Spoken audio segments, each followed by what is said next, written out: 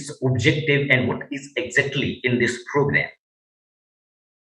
And where we talk about the labor law as well as the industries, so then it is impacted and regulated the all businesses that is regulated by the law and that need to be comply or abide by every organization. When we talk about the labor law and the law which is impacting and regulating the businesses, so it is all about, it is in the scenario of Indian or the Indian labor law or the other connecting labor law which regulate monitor the businesses.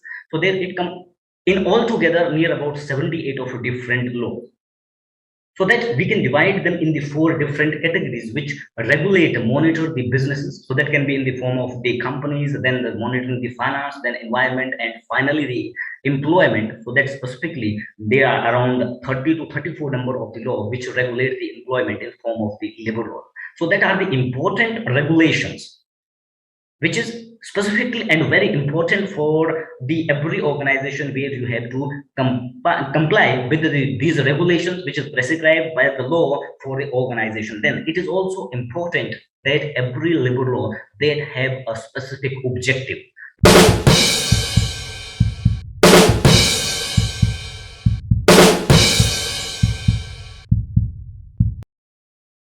40th live session or the special edition for the managers and the strategic people who are in the strategic role, how they have to deal with the people, because if the business is the deal with the people. So that is according to when you are dealing with the people in the businesses, so that's why you have to be keep some minimum regulation complies within your organization. So that's why we have planned this program and designed this program specifically keeping that objective in the mind. However, the schedule has been shared with you, so in between, after completion of the first section, there will be 10 minutes of break, so that you cannot be have any such in between, so that we will take a break for refreshing for the next level. So first, and their attention for the specifically to whom we have designed this program, the professional and the strategic who are in the HR, IR, payroll, compliance, and operation. So it is going to be beneficial for that, where we are covering specifically the present perspective of the law and its nature, then the future, what is going to be changed, its regulation, how is that going to be impact the professionals as well as the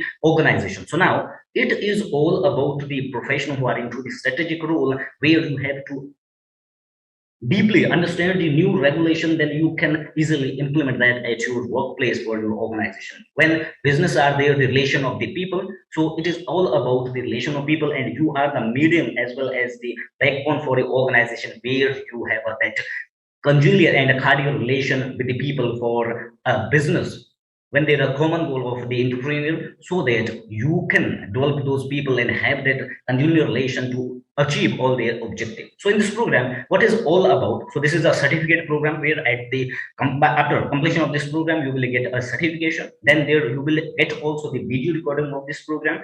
And however, there are addition to this, you will also get some career USP which I'm going to share with you. So throughout this session, so there will be many skills and the success stories or the success skills I'm going to share with you with the career USP for the future, how it is impacting or it is providing the new opportunity, career opportunity for the professional as well as the service provider in the HR domain. Then we will also have some practical section in the section 2, where we will develop some concept how you can implement the perspective of the regulation. However, it is at present as in the future also. So there we will be develop one strategy that you can utilize at your workplace. So all those templates which we will use during that time, we will get all those as it is.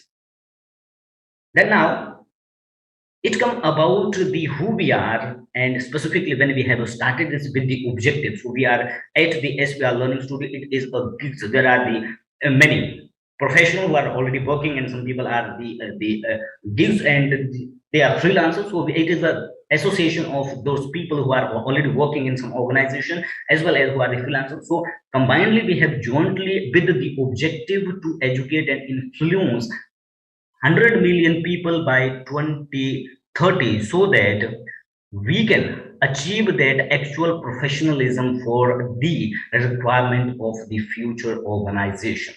However, There, we are also on a mission to every year we have to educate around 25,000 people, number of the people. However, there it is not only the HR and the other domains where we have also into the other domains also. So what are that? I'm quickly sharing also that so that you can know about us. Then we have a value. This mission was established with the value with who will be interacting and with a collaboration with us. So we are looking for the long-term association with them for specifically about the learning.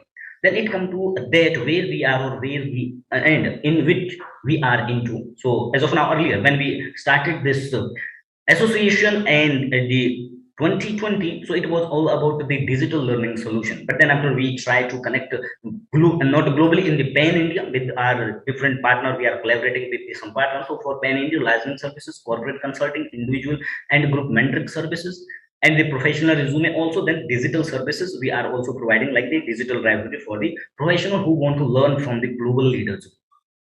Then in the digital solution we are providing, earlier it was just for the professional, then after we divided in the different segments.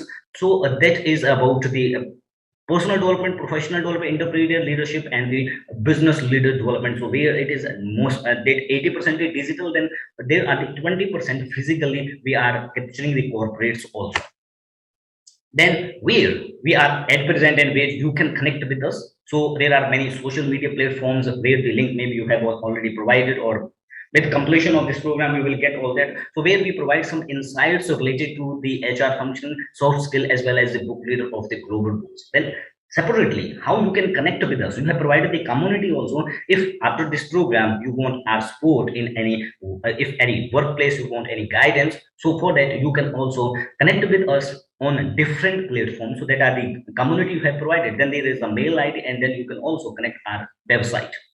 So that website is the www.azuretrain.com, where you can know more about us. Then after we have also the SBR Learning Academy, where the our digital learning solutions are lending there when the people who are going to be further with the learning some specific skill with us, so can they can connect with this platform and learn there. So then it is about me. My name is Srinivasan, and I have more than 20 years of experience in HR, and specifically in the labor law. So I have worked with the Indian organization as well as the MNCs also. Then my last assignment was with the Southeast Asia, and here in with the SBR Learning Studio, I am associated as the facilitator for the HR and the compliance of related trainings and developing of the model and programs.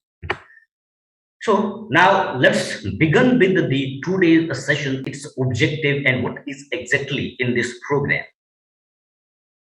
And where we talk about the labor law as well as the industries, so then it is impacting and regulated the all businesses that is regulated by the law, and that need to be comply or abide by every organization.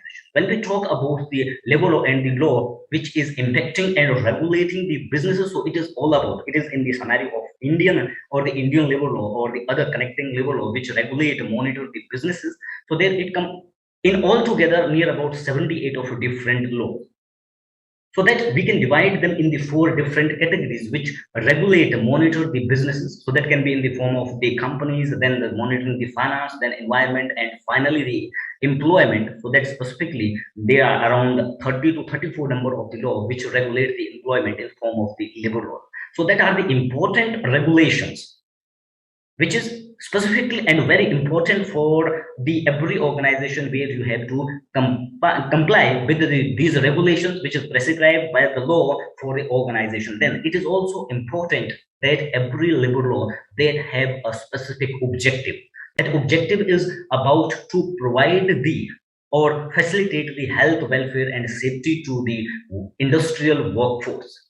So how that will be facilitated? It is you means the professional HR strategic who are specifically into the strategic role of implementation, designing, drafting concept of the organizational, how you have to align the people with the organization goals. In that you have to go deeply with the regulation of the law, how that are going to impact that relation. So that's why it is started with the employment. When any organization established, then after you are engaging the workforce. So similarly, what we are covering all in this section, so that is all about the labor law and its impact in the future, at present, and how you, the strategic people, can have a develop a kind of relation, as well as which is known as a kind relation in the industry with the people to people, because there the scenario is changing, then the regulation are changing accordingly. You have to align both the people and the business owners too. So when we talk about the labor law and it's specifically about the nature, so then it is coming with the employment law. So when we can divide that with its regulation, with its impact, with its relationship, so we can divide it in the different categories. Like when I talk here about, there are the around 78 numbers of the different law which impacting the businesses in the form of companies, then environment, then the financial and the employment, which is here I'm talking about the labor law specifically, which are impacting, regulating, and monitoring that the employment services and the condition of employment in the organization. So that it is defining, or it is defining the separate or the different perspective, all the law which are applied to any organization. Like there are the differently the segment of the law which specifically regulate, define the working hours and the condition of employment. There are around 12 number of the law where we talk about the labor law as well as the employment, which are monitoring the employment in the industry. So it means it covering all the industrial sectors. So that are like your sector one is that the primary sector, secondary sector, and the territorial, where it is based on the business processes. But when we talk about the secondary sector, so there is the maximum number of the big organization companies as well as the manufacturing sector coming that, and in the manufacturing sector, maximum number of the labor law are applied. So that the compliance part in the manufacturing setup, it is more important. However, it is important for all the industries, but it is more crucial and more important because there are the hazard processes also available, there are the critical processes available, there are the dangerous processes available, and all those that are regulated, monitored by the regulation, so which is under the, or which come in the labor law or the employment law specifically. So that you need to be well deepen understanding and learning, so that you can have a impactful relation and with the people and the business owner, so that you can drive a human capital relation and their potential development drive in your organization when you are well converse with the law and its regulation. So then there are the different perspective which is regulated the wages, so that the it is impacting like the every that the HR manager who are the into IR also associate relation, who are into payroll, who are into compliance. So these are the different kinds of the segmentation, or the it can, you can also say the types of the law. So that is regulating the different perspective. So there are the law which is regulating the wages also. So wages is also one of the topic, or one of the important topic, and one of the regulation where the relation between the employer and employee, that is based on the condition of wages also. Then industrial relations separately, there are the around 3 to 4 law which is regulating the industrial relation in the industries. Then separately, empowering the women and providing them equality, so that with dignity they can work in the organizations. There are separately the laws are available. Here, I'm not talking about the future law. Here, I'm talking about the existing laws and that are regulating, monitor the employment in the industry. But in the future, what is going to be happens that we are also going to be covered in the second part of this section one.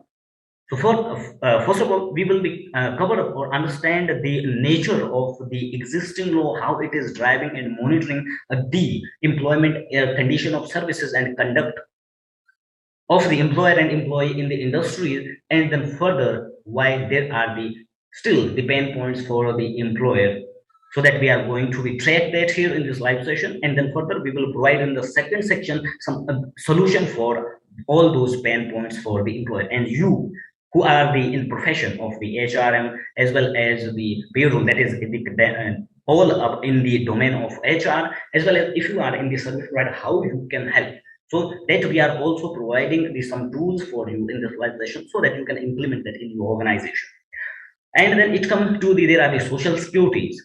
So for social security during the employment, after the employment, there is superannuation. So there are the different law which is regulating the social security during the employment also, as well as the after the superannuation retirement, so that the industrial labor or worker, they can survive with freedom after their retirement also. These are the regulations. So here, why I'm talking about the law, however, everyone are well about these laws also, but specifically, it is still somewhere the pain points that the objective which is defined by the law or it in these enactment, that is not actually implemented at the ground. So it is the responsibility of the specifically the professional who are the median between the employee as well as the business owner or the employers. Then there are some probative law also, but many organizations still, they are also into the regulation of the prohibitive law, so that it is mandatory for them to need to be comply with these regulation and have the inspection of inspect all these areas where you are not abiding the regulation of the prohibitive labor. Then employment and training separately for those who are not the adult worker, who are below the age, how you can engage them, what are the provisions for that, and how you have to comply the regulation of these laws. Then finally, there are also about the environment and disasters. So then, in this all the perspective, all about the nature, so that we can divide the law in the different perspective and the their relationship or as their relativity. So in that, when we talk about the first category of that relativity, which is come with the working hour and condition of employment. However, there are the three different industrial sectors which has been divided in the three, like the primary, secondary, and the territory as per their business processes. So that there are also the different industries. So different industries, there are the factories also, there are the specifically the other industry which are not factories, like shop and commercial establishment. Then there are the mines also, plantation also, dock workers, then the BD and cigars. So these are the different industries, but there is the one regulation specifically which is regulating the working hours and condition. This is the first of all condition for any business when you start a business. So that is the minimum condition which has been prescribed by the law. You have to define the working hours. So according to the categorization which we have been previously discussed and shared, I have shared with you. So based on that, so there are the two types of the law. So one is the which have divided based on its that the activity and the importance. But however, all the laws are important. So we have divided in the two categories. One are the primary law which are mandatory for that, and specifically it is based about the it required the prior approval for commencing a business from a premises. And secondary are the law which is instructed with the those approvals or the you are getting the prior approval from the authority. There is instructing specifically the secondary laws are there that are also important, which require to be facilitated by the organization. So that we are also covering up here. Then in the future, there are the four new codes which are going to be implemented soon, and their regulation, how it is going to impact the future or the sustainability of the professional as well as the organization, the relation, internal and external relations, as well as there it is also about changing the scenario for the employment condition. So we will be separately discuss about that, what is in that, how it is going to be impact. Also, it is known as the one of the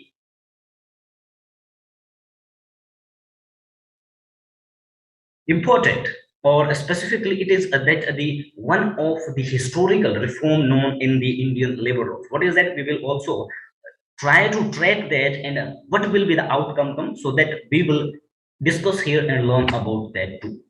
So now when we talk about the laws, so here I'm sharing that we will, for example, we will exemplify the manufacturing setup accordingly, because in the manufacturing which is in the come under this secondary sector of the industrial estate or industrial sector. So there it is the maximum number of the laws are applied to the factories. So that's why we will be cover up it. However, we are covering the relativity of all the industries. So when we talk about the law which are regulating the working hours and the condition of employment in the industry, so then it comes specifically first come with the factories.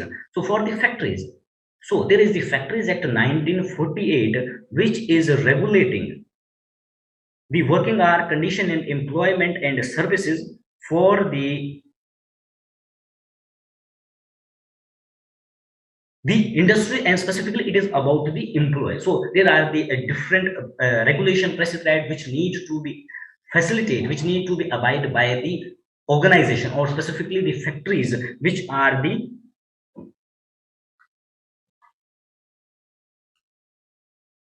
regulation for the working hour and condition in the. So it is coming when any factory, when you are establishing, or you are that the manager in the operation, manager in the HR who is in the factory, so you need to be regulate, you need to be specifically facilitate the provision of the Factories Act 1948, which is specifically providing, and which is that covering up the three major objectives, that is health, welfare, and safety. So in that, it is also the primary law where you require the prior approval from the authority to implement such provision of the law.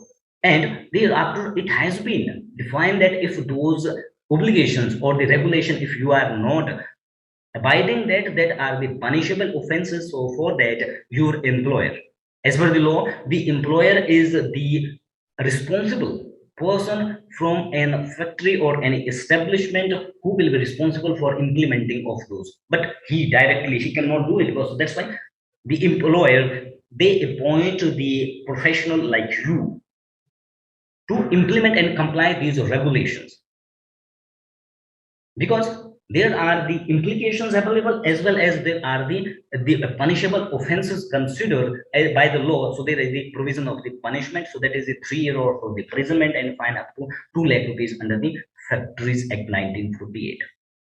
However, what are the laws available in the existing law when we talk about the labor law as well as the employment related laws? There are around 13 more than 30 plus labor laws which are applied to the industries, even that is the factories, also that is the manufacturing, that is the shop and commercial, that is the mines, that is the other. So it is all around maximum number which is applies to the manufacturing industry, so that are around 30 plus law. So in every law there is, it is defined the offenses if you are not facilitating or complying with the regulation. So there is specifically the provision of the punishment to the employer. So that's why, even though it is now the 76 years of independence, there are the many reforms that's been happen or amendment happen according to the situation in the law, but still it is the pain point for the employer. Why it is pain point? Because it will be impact their businesses. How if the business license cancelled, it will be impact that. And secondly, it is there about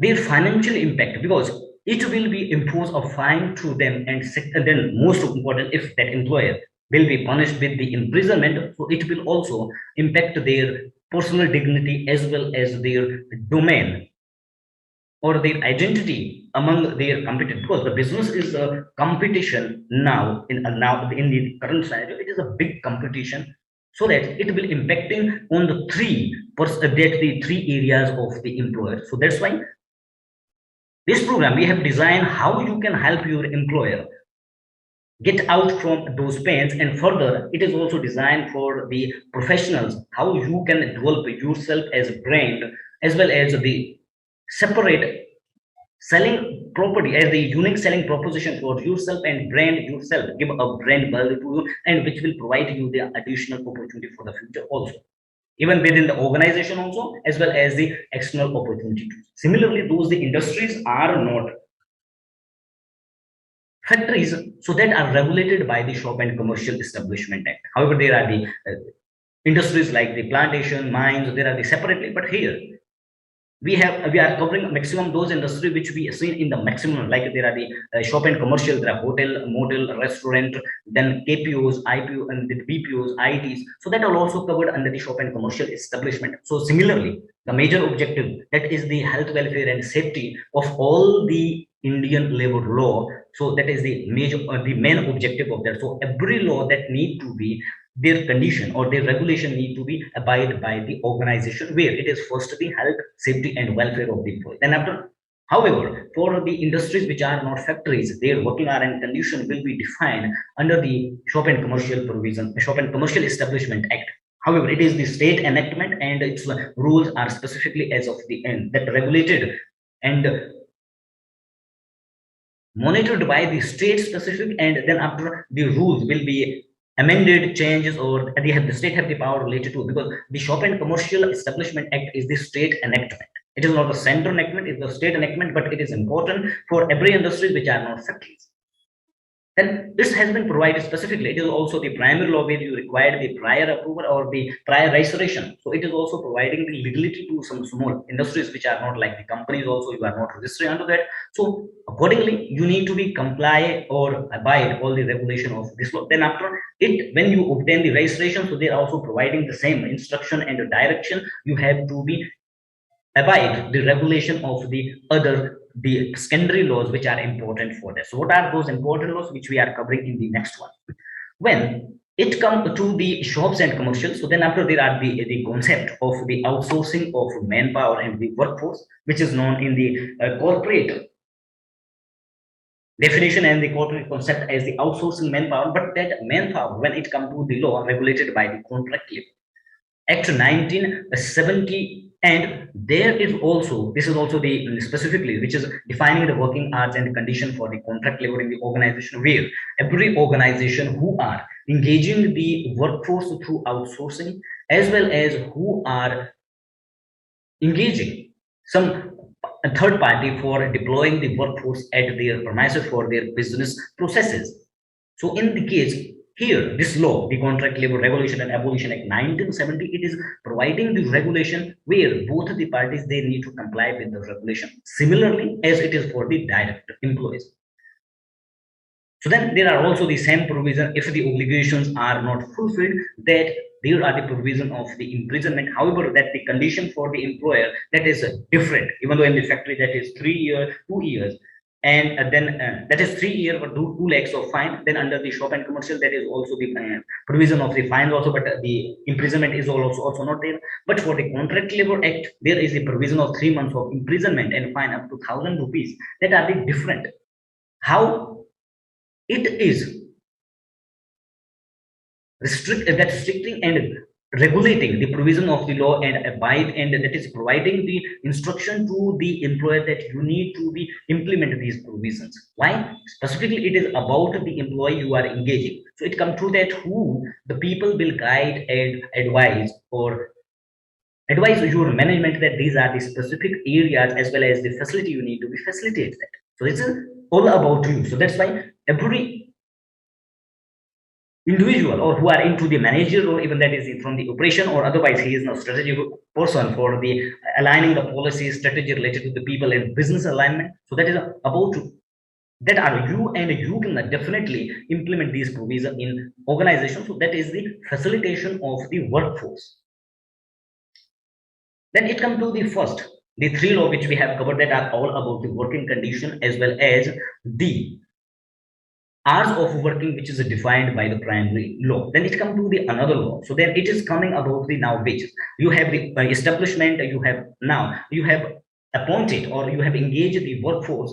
So then there are the law which is defining and regulating the minimum provisions related to the what you have to be paid to the employee now. So it doesn't mean that employer it can do by their own wish. They want to pay too much high, they can, but the minimum requirement need or the minimum limitation which is specifically for a household commodity can be attained by a person. So that's why there is the minimum provision of the wages which prescribed by the state. The power is with the state. However, the minimum wage of 1948 is the central law and the power with the state. So accordingly, they prescribed their own minimum wages for the state. But there, when the minimum studies are there, it need to be abide the regulation by the every organization. You need to be at least assure the minimum wages. Then there are the another conditions also. There the minimum wages which cannot be bifurcated in the different components.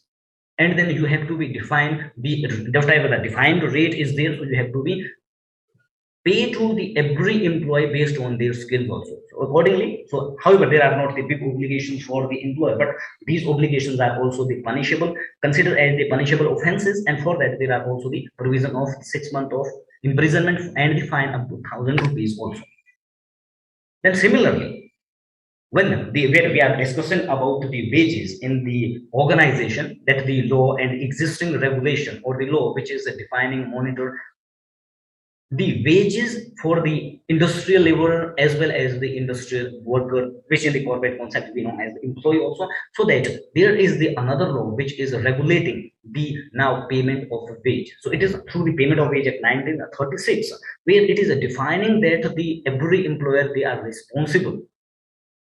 Means the law is defining the that or providing the defining or prescribing the responsibility of the employer, that every amount which is payable to the employee who has served or who has rendered their services to the organization, that need to be paid. Then this law is also providing the condition or the regulation that the employer have to fix the wage period. So that's why, as of the existing law, the payment of wage act, there is a period. The people or the organization who have engaging the thousand below than thousand number of employees, they need to be make or assure the payment by or before the 7th of the month of their wage period. So it will be the next month of their wage period. Then another organization whose manpower, who are engaging the manpower above than 1,000 number, so they need to be assured it within 10th or before the 10th of the next month already, which is the month next to the pay period. Then accordingly, there are these the provision provided which is about the deduction. So that has been defined, that has been restricted by the law, and how the limit, what up till what limit you can deduct the wages in the form of the statutory, in form of fine, in form of the damages. So that has been defined under law. These are the regulations which need to be facilitated and abide by the every organization. So similarly, if you are not abiding these, then it is the provision of the 1 month of imprisonment and fine up to 1,000 rupees with the all with this law also.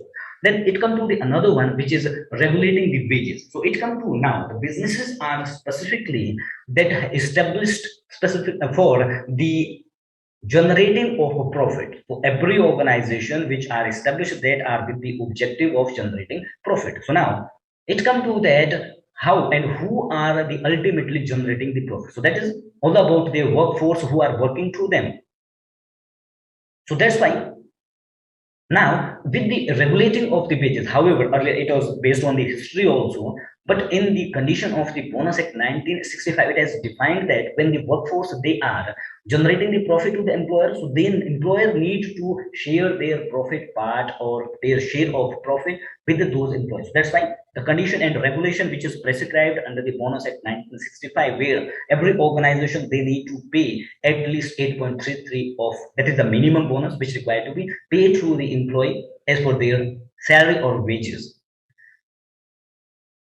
Then it is, however, it is applicable for the organization which are or having 20 or more number of the employee in the preceding month. Then further, there is also the one exemption related for the new organization and establishment which are incorporated within the 5. So for the first 5 years, it is not applicable for the industries as well as the establishment or the incorporation. So here, sometimes the professional they misconceptualize it. It is about the incorporation. It is not about the establishment. Like for example, in any corporation, any company, so that is the 20-year-old, but they are the new plant they are establishing in another state. So in that condition, does the bonus they need to be paid because that has been established recently. So in that case, because their mother organization, the specifically the company which has been already incorporated 20 years back, so it will be applicable to that establishment from their date of inception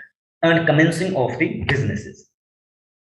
Then similarly, when there are the wages also that are regulated by the payment of wage act, minimum wage and bonuses also, then it comes to the when an employee who is working for an organization and how long he should be work for an organization, and mostly the organization they are looking for the retained and the long-term employment with them, so that there can be the quality of working, and there the people who has been work for the long time, they can produce the quality product. So that's why the organization they are seeking that the every employee they should for the longer time. But then what will be the motive for the employee they will be engaged with the organizer for the longer time.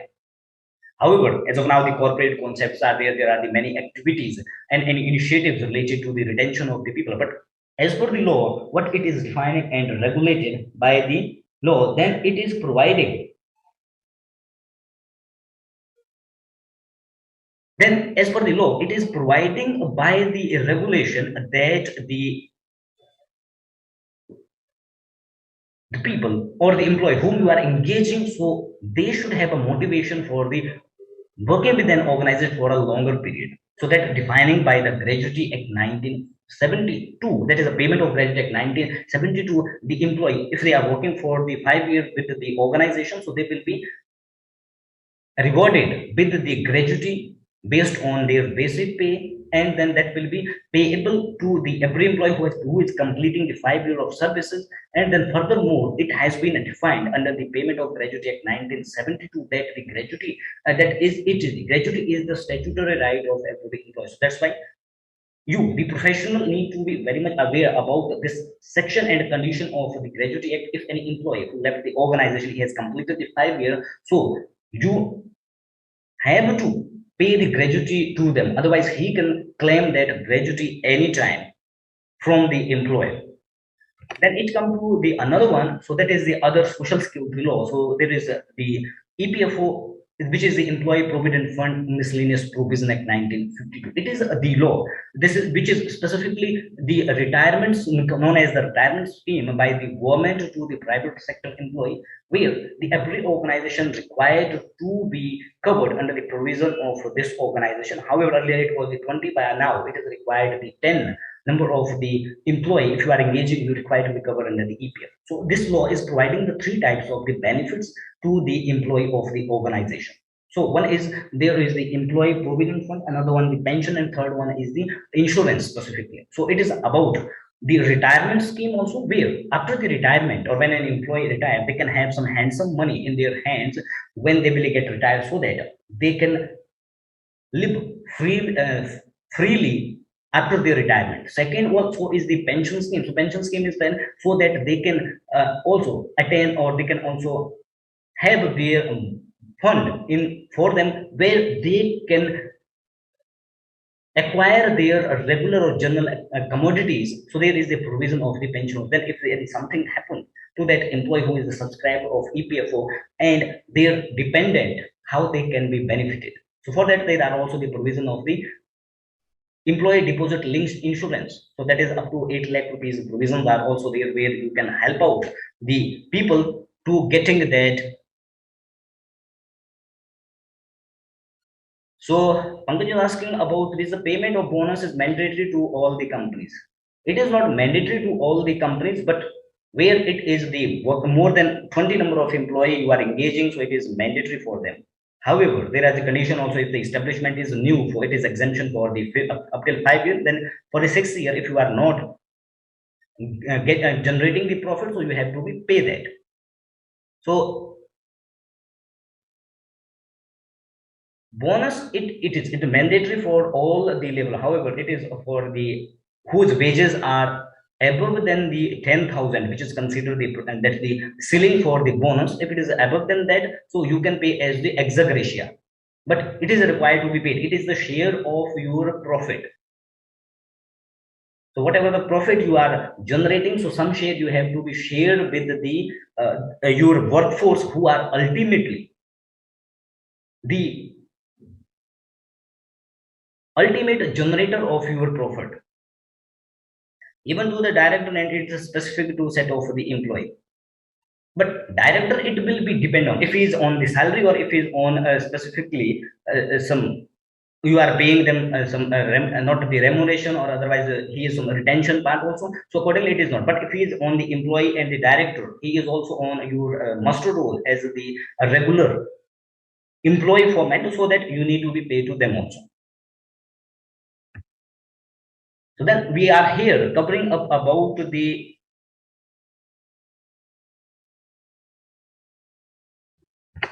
then it is another one when we talk about the social security. So social security, that is about the after retirement as well as the during the employment also. After the retirement, that we have covered the gratuity, that is a retirement scheme, as well as the EPFO, that is also the retirement scheme. But when any employee he switch the organization for company to company, during between that period, they can also withdraw their EPFO. But there is a pension scheme. If any employee who is regularly paying their contribution for the 10 year, it will be automatically that deposited in the pension scheme so that it cannot be withdrawn. So then after 10 years of the continuous contribution, so he will be eligible for getting the that the pension under the provident fund or its pension scheme after the age of 58 years. So for that, however, he need to be applied for that. The organization need to be decided. There are also now the EPF totally digitalized, so that it's that the autonomous services are available for the EPFO subscriber by the EPFO. Then it is another law. So that is the about the social security, but it is facilitating the provision during the employment. It does not have any provision after the retirement. It is during the employment. It is specifically for the workforce who are getting the wages less than 21,000 rupees, and if you are engaging the people who are physical children, so it will be up till 25,000 rupees. But this regulation or the Employee State Insurance Act or the Corporation Act, it has the specific advantage for the organization. It will also help you. However, it is the mandatory regulation where every organization they need to be covered their establishment under the provision of this law. Then the regulation is that you need to be deduct, recover, and remittance the contribution. But furthermore, however, as of now, the ESIC is not that applicable throughout India as like the EPFO.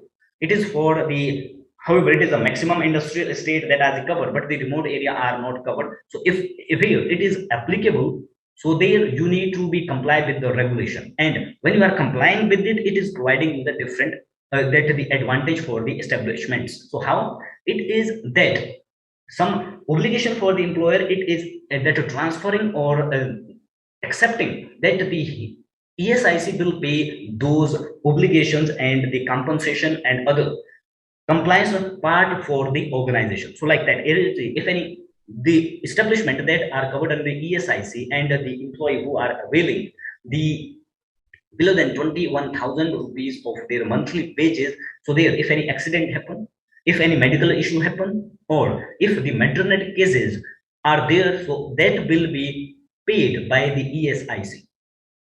So that is the advantage for the employer, that transfer the liability of the employer to the ESIC. So it is also the advantage. So that's why every organization need to be go with it. But further it comes to that how the employee they will be obtain these facilities. So it is you, the professionals, you have to be that make them aware about these provisions and facilities. And also you have also need to be convey and advise to your employer. It is not for that the specifically disturbing their system, and it is about the providing the facility and securing their workforce from the difficulty during the if there are some extra there some difficulties happen to them in the part of their medicals, their family issues. So there it is specifically about the insurance and the covering of medicals and other parts like the pension also, that is covering under the ESIC scheme 1948.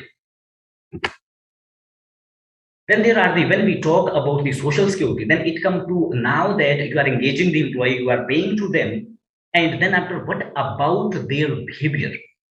So there are also the regulation provided by the law. So for that, there is the Industrial Establishment Standing Order Act 1946, which is providing specifically the condition of employment and the code of conduct where the behavior, what it should be, how it should be when there are a relation between the employer and employee. So that is regulated all that condition of the behavioral condition, how you have to behave in an employment or in an premises or specifically in an employment. However, the Industrial Establishment Standing Order, it is applied specifically about the factories where it is the as of now it is the 100 number of employees that you have to be get a certified standing order. In the case if you are changing the condition or regulation of the model standing order, however you can also utilize that too if you are not changing the condition. So that even though every organization there are the provision of the service agreement with the organization and the employee. So all that condition and the clauses, if you have drafted with the there's some legal team and this legal advisor, so all that condition as well as the clauses which are into your appointment letter, that all are regulated and derived from the industrial establishment or the standing order. However, you does not have the certified standing order, and there are the provision of the model standing orders that are derived from that. So for that, when you are that facilitating and drafting a appointment letter for your organization, you definitely have to go and understand the industrial establishment standing order deeply. However, there are no that the provision which are not abide by the law. So there are also the provision of the fine also, but imprisonment is not there as of now. But in the future of the your new code, that is going to be changed something tremendously. So what is that? We will be covered that in the later part of this section.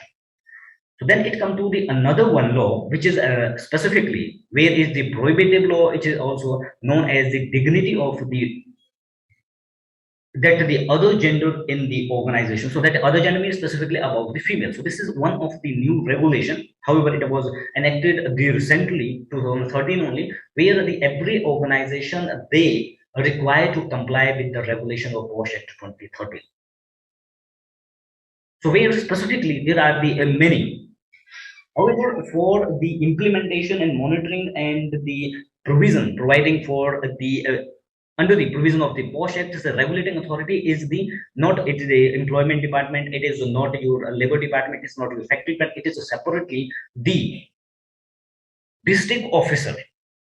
So he is the controlling authority for the POSH, the Prevention of the Sexual Harassment and Workplace Act 2013, because this law is enacted by the Ministry of Child and Women Development. Then it is applicable for every organization, but furthermore there are the some specific conditions which are required to be facilitate and implement abide by the every organization. But there are also one condition: when there are, if you have the employee less than 10 number of employee in your organization, but this regulation is also applicable for you, there is a separately, but the constitution of IC committee is not applicable for those organization which have the employee less than 10. If you are engaging the 10 or more employee, so it is mandatory for your organization, you have to constitute the internal complaint committee. But the question is here that if in my organization there are less than 10 number of employee, or if any harassment case happen there, it may be possible to happen there, then how the regulation will be implemented? So there you have to be, policy should be there, but the committee where the complaint can be filed, so there is the specifically the local committees available, which is under the that the chairmanship of the district officer. So every area, every ward, so there are the provision as per the law of the IC committees, or that is known as the local committee.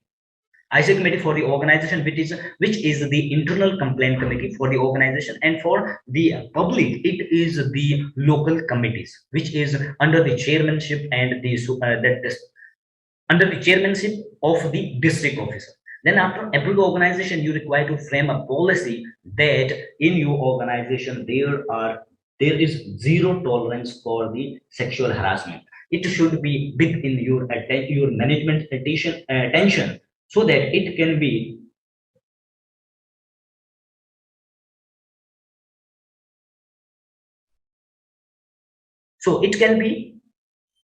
abide and with the attention of the employer. So that's why the law is specifically defining the provision for the employer that he will be responsible for every regulation which is not abiding and fulfilled by the organization. So he need to, however, there is a provision of the IC committee, he or the IC committee will implement all the provision and regulate all the complaint, and furthermore there everything which is required to be done under the post provision, but it is the responsibility of the employer. Then it come to the next one, there when you are framing the policy, you are incorporating or the provision you are facilitating, so there you have to be display all those orders. Order means you are constituting, you are specifically have the zero tolerance. So for that you should have a draft a policy for that.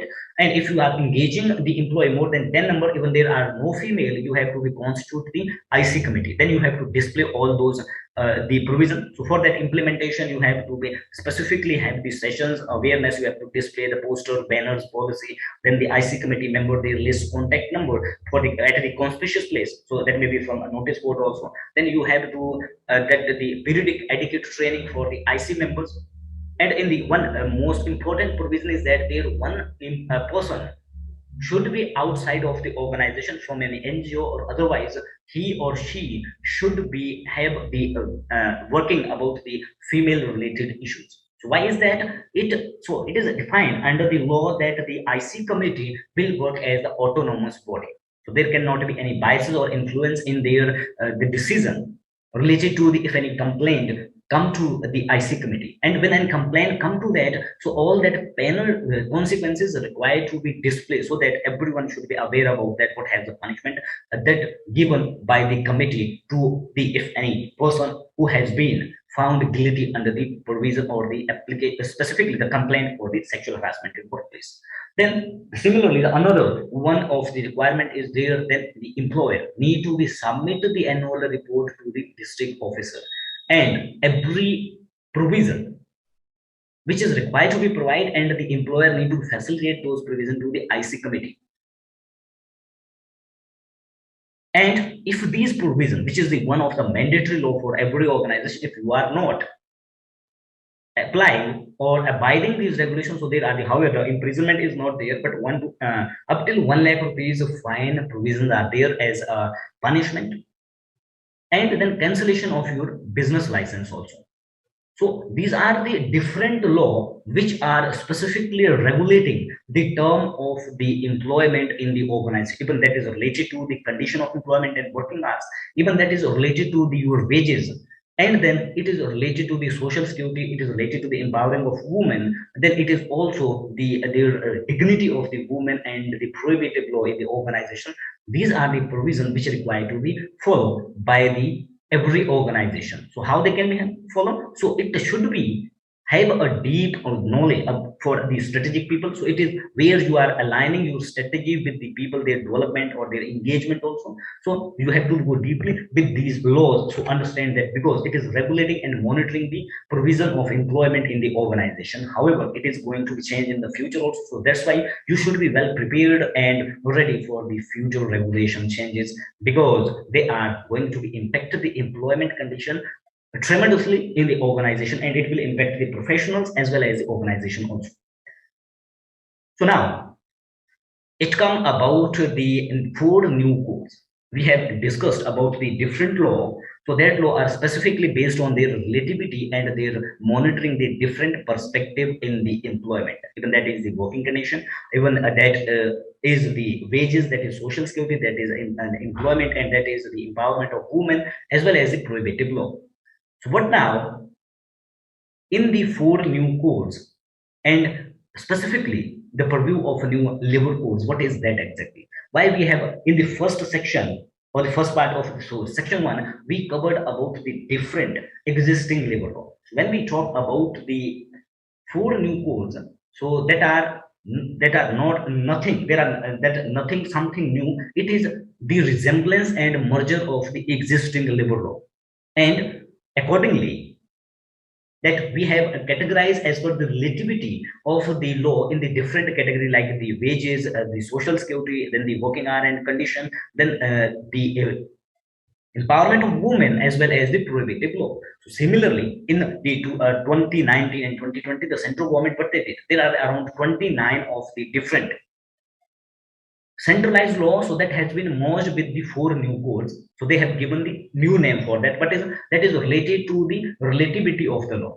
So when we talk about the wage code 2019, so there all those existing labor law which are regulating monitoring the wages, so that has been merged with the wage code 2019. Second, there are the code, the industrial relation code 2020. So what is that code? So there is nothing new they have been. However, that inside there are the many provision has been removed and the many provision has been added, which it is making it more, even though complex also, somewhere it is also more easy for the doing of ease of business. So how is that? So we will also discuss that later on. And but there is the existing labor law that has been merged under the Industrial Relation Code, which are regulating, monitoring the industrial relation in the industries. Then there are the other, that the number 3, new labor code. So that is the Occupational Safety, Health and Working Condition Code 2020. So whatever the all the law which are existing and specifically monitoring the working hour, the condition of employment, safety, health and working, which I have discussed in the beginning. We have discussed in the beginning that the where we discussed about the factories, shop and commercial and contractual labor. So that all are the law that is regulating the working hours and condition of employment in the industries. All those law, there are the 7 to 8 number of the law which has been merged under this Occupational Safety, Health and Working Condition Code 2020. Then this come to the Social Security, all those existing labor law which regulate, monitor and defining the Social Security for the industrial worker. So that has been merged under the Social Security Code. So with these existing 29 law or the Labor Act, so these 4 new codes come as a resemblance as well as the merger of these 29 labor laws. But the change is what is there and what is the historical reforms. So there is also something historical also, or otherwise there is also another thing, the maximum and all around when we talk about the core of these laws, so it is impacting the organization as well as the professional and the employment in the industry. So how? If you see on the top level where we consider the compliance of the regulation of the law, that is just about the maintaining of the records and submitting some status of the compliance or the complying of the regulation in the form of the different results. So when we see it from the front side, so what we see there and what is happening and what is going to be changed, what is in present and what will be happen when these 4 new codes will be implemented. So when we see the front side, so there what as of now in the maximum organization we have seen that the professional, they consider that only the paperwork, the compliance regulation of the law or the existing labor law, that is the just paperwork. So that's why the people does not consider take it seriously. However, there are also many loopholes, even though the provision of the fines and the imprisonment, it is very far for that actually it may be imposed to the employer. So that's why there are the many bad practices also available. But here we are talking about what is going to be changed. That is the other part. But here we are talking and learning about what is going to be changed when these 4 codes will be implemented. So what is going to be changed? So as of now, the existing labor law, there are around 30 number of the law which are applied to the, however, it is about the manufacturing setup, because maximum number of the labor law that are applied to the manufacturing sector. So there you require to be maintained the different record in the form of register. So as of the existing labor law or the labor act, which we have covered in this first part of this section. So there are around 40 number of the different register and record we are maintaining. When these 4 codes will be implemented, so that will be reduced for the 11. Then the returns we are submitting as of now, which there are the consolidated levels separately, so that is our around 22. But when these 4 codes will be implemented, so for the each code we have to be submit the returns only the 4 for the each for 1 code. Then there are the license which as of the within the existing labor law we are obtaining, we require to obtain only 2, but when these 4 new codes will be implemented, so it will increase additional 1 and total will be 3. Then the display which are required to as abstract and the notices or the different the working hours which you require to be display at your premises, that is the regulation and need to be abided by every organization. So within the existing labor law, we are required to display around 20 number of the notices and abstract related to the applicability of the law and the how you are regulating and monitoring the working force. So when these 4 new codes will be implemented, it will be reduced for 30. Then there the registration. So however, as of now, with the different law, we require the registration for 5. Then after it will be reduced for the 3. However, the remittance that will be remain same under the ESIC and EPF. So this is the front side of the 4 new codes. But in the other side, in the deep or the core area, there is something else. So you can decide it by yourself what is going to be happen there. In the beginning, when we discussed about the existing labor law, there I have shared with you something. So something when the you have to comply or abide the regulation of the law, even that is you will require the license, you require the approval. Then after, however, the 3 major objectives are there, that is health, welfare, and safety.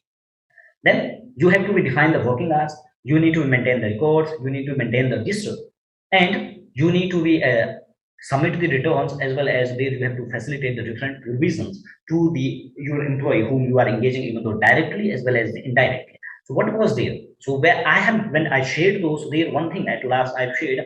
So there are these obligations are the punishable offenses, and that has been defined and prescribed by the law. And for that, if you are not fulfilling the obligation, so the employer will be imposed with the fine for some amount, and then it will be for some period of time the imprisonment. So that is going to be impacted the three area of your employer, even that their businesses, because there are also the provisions somewhere in the existing law that a license can be cancelled or revoked. Then second one, it will also impact their image, because when he or the employer will be punished with the imprisonment, and then its image their in their business domain with their competitors, that will be on. So that's why you have seen many industries where the any in any case that the employer he has been caught or he has been imprisoned, so then after their business totally down, their market share will be down, their growth will be down. So that is impacting then the financial also, that is also involved, that is the financially that will be involved in the form of even the business will be closed, so that whatever the profit they are generating from that particular establishment and organization, so that will be totally closed. So it is the impacting the financially also. So these are, however, there are the in the existing level there are many loopholes. So that's why the in the organization I'm sharing it frankly. So there are the many practices of the under table and the unprofessional the practices are available there. So around 80% of the organization are complying with their compliance and the regulation through this system only, even though in the document or the ground there is nothing, but at the document there are everything.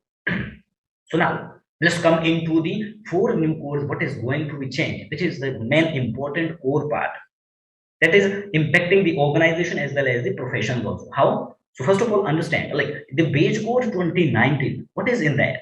So all those existing law which is regulating the wages that has been merged, whatever the regulation that has been defined and prescribed in these four and five laws, that is here the four law only. So that has been required to be abide by the every organization, and if you are not abiding, there is a provision of the fine and imprisonment. When we talk about with the, or when we see with the existing labor laws, there is the minimum fine for not fulfilling of any obligation, that is 500 rupees, and a maximum 20,000 rupees. And there is the imprisonment, it is the minimum 1 month and maximum 6 months. But it is the in certain cases. But however, it may be not there because there are the some provision of the something else. That's why it may not be possible. So then it comes to the new, the code on wage 2019, when the provision which has been instructed, which has been prescribed in the new wage code. However, that is the merger of the payment of wage, but there are the new concept added, new provision added, so that you need to be implement that. It is mandatory for the employer. If you are not that the abiding or you are not fulfilling these requirements, so there is the provision of same, the fine, and but imprisonment condition has been improved. But when we see about the fine with the existing labor law, it is minimum 500 rupees, that has been increased minimum for the 20,000 rupees and maximum 50,000 rupees for a single obligation which is not fulfilled. So now, for example, so just like in any organization, so there are the five number of the obligations which found when any authority come and visit to you or inspect your premises where you have to be compliant. It is mandatory for the organization. So that is inside the law, the mentioning by the in the four new codes. So then after there, if any single one obligation not fulfilled, there is a provision of the 50,000 fine.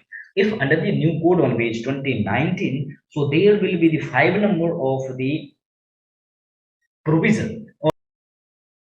So now what we are discussing here, it is about the that the fine. So it has been increased for the 50,000. For if there are the five number of the non-fulfilled obligations are that the non-conformity which will be imposed to the organization, so there will be the fine which you require to be paid under this one code only. That is for the five cases or the five NCs, so that will be 2,50,000 rupees. Then in the secondly, the another code which is going to be implemented maybe from the new financial year. So there the industrial relation code, there are the three existing labor law which has been merged. So under these law or the existing labor law or the labor act, so there is the minimum fine which can be imposed for the non-fulfillment of the obligations. That is the 100 rupees and maximum 5,000 rupees. But when the new code, what is going to happen? That 100 rupees has been increased for the 50,000 rupees and maximum 2 lakh rupees. So, for example, just imagine the 5 cases not fulfilled, so that how much fine can be imposed to an employer? It will be 10 lakh rupees. Similarly, in the case that we code number 3, social security. So there are the 7 to 8 or the existing law which has been merged. So there, as per the existing law, so minimum fine can be imposed 500 rupees and the maximum it will be 20,000 rupees. And imprisonment provision is there minimum 3 months and maximum 3 years.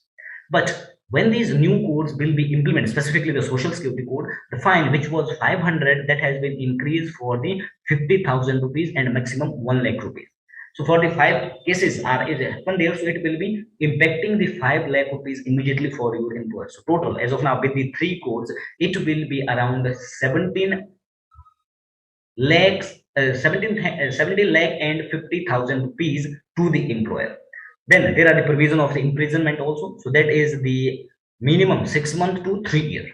Then this is another one, the Occupational Safety, Health and Working Condition Code. That is one of the important code, and where the 7 to 8 of the existing law which we have covered in the previous section. So many codes are that merged under this code. So there, the provision of the fine and imprisonment for non-fulfillment of the obligations, that is minimum 500 rupees, maximum 1 lakh rupees in the condition of the factories. And there is a provision of the imprisonment which is minimum 6 months and maximum 2 years.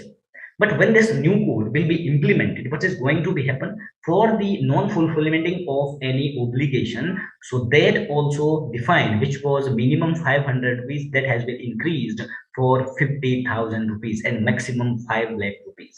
Now, similarly, for example, if the 5 number of the obligations are not fulfilled, and for that there will be the provision, there will be the specifically the imposing the fine for 25 lakh rupees. So total it will be around 42 lakh and 50,000 rupees imposed under these 4 new codes. So however, when there will be any inspection happen, it is not about the only the separate one code also, it will be all about the all code. So it will impacting the employer by 42 lakh rupees cost. So that is the cost of annual salary of a senior level position or person. So now you just imagine that, can your employer pay that to the agencies? And if the obligations are not fulfilled, so who will be responsible? Who is that is the appointed for the condition and the regulation implementation, or who is the representative? So he is the you, the HR professional, the service provider, so they will be kicked out. So that's why you have to be go further with the, we are covering about the new 4 new labor codes. What is going to be happen when these 4 new codes will be implemented? So as of now, the 3 codes we have covered, the wage code 2019, the industrial relation code 2020, and the social security code 2020. Now we are here covering about the occupational safety, health and working condition code 2020. So exactly the regulation will be same. However, little bit of changes will be happen. Changes will be happen there, and which you require to be fulfilled. But ultimately, what is the result of that? Even though it is, as in the beginning, I have mentioned that in the front side, it is seen that it is the historical reforms in the labor law, but exactly it is opposite of that. In the core, it is impacting the organization, it is impacting the professional, but here it is the opportunity for you for the future, when you can present yourself as a specialist in this area, so that you can have the specialization, as well as it will help you to build your credibility again, aligning the businesses, because there are also the changing scenario for the employment. So that's why there are also, you have seen many news that due to or under the provision which has been misunderstood by the professional, that there are the concept of the 4 days working for week, and that's why that's up to the many organizers, they are disrupting. Or in the future, when these codes will be implemented, it will definitely disrupt the relation in between, that is between the employer and employee, or the industrial relations specific. So that's why you need to be well prepared and be ready for those implementation, so that you should be before these four codes will be implemented, so that you will be well prepared, ready for implementing these condition and regulation without any hassle or the mental pressure on, specifically because you are the professional who are responsible for aligning the regulation, who are responsible for aligning the people with the organizational goal. So that's why you have to go deep with these law. How? So one, the terminology and the concept I'm sharing with the section 2. But furthermore, you have to initiate something for your preparedness and your learning. So these are the four codes. Actually, what is happening with for these code, it is impacting the organization as well as the individual professional. When it will be impacting financially, it is not about that the organization also, if it will be the obligations are not fulfilled, but there are also something inside. There are also the one new concept related to the wage has been defined, so that it can also be said that it is the historical reforms where we have one analysis done with all four codes. So what finally we get out from these codes for you, so that we have in the one part we are here sharing with you, then we have one presentation how you have to or you can align your organization for the future when these four new codes will be implemented. But furthermore, what is the changes happen always in the 99 cases that the industrial relation that is specifically based on the wages and what you are paying for an employee for their services rendering. So it is all about the regulation provided by the law, so that is also based on the wage concept. So earlier with the existing labor law which we have discussed, so many of that also, and then after there are the other law. So there are around 30 to 34 number of the law which are applied to an industry. So there the definition for wages was different in every each and law. So there in when we analyze all those previous regulation and law, so there are the 16 types of the wage definition provided for the different act. Then what is the reform actual inside the law or the four new codes? So that is,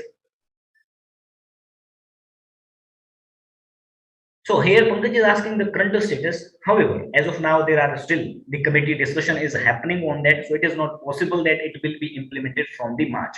So it may be possibly, and not March, it is from the April, and then possibly from the September 1 and 2 law can be implemented. However, we have in India, there are the 28 states and 9 union territory. So there are only the 16 number of the state who has finalized their draft, not for the all. However, the central government is initiating that it should be the draft rule for every four codes. But some state they have been defining for 1 and 2. There are only the 8 number of state who has defining a drafted, finalized a draft for the all four codes. So many states are only out of the 16. There are only the 16 state who has been finalized their draft and shared with the central committee for final approval. So that it is expected that, however, it is given like you have seen the news also, you have know that, or in the news also you have found that it may be possibly implemented from the 1st of April or the new financial year. But as of now, which is going to be happen at a committee basis, where there are also the many loopholes, there are also the many opinion coming, there are any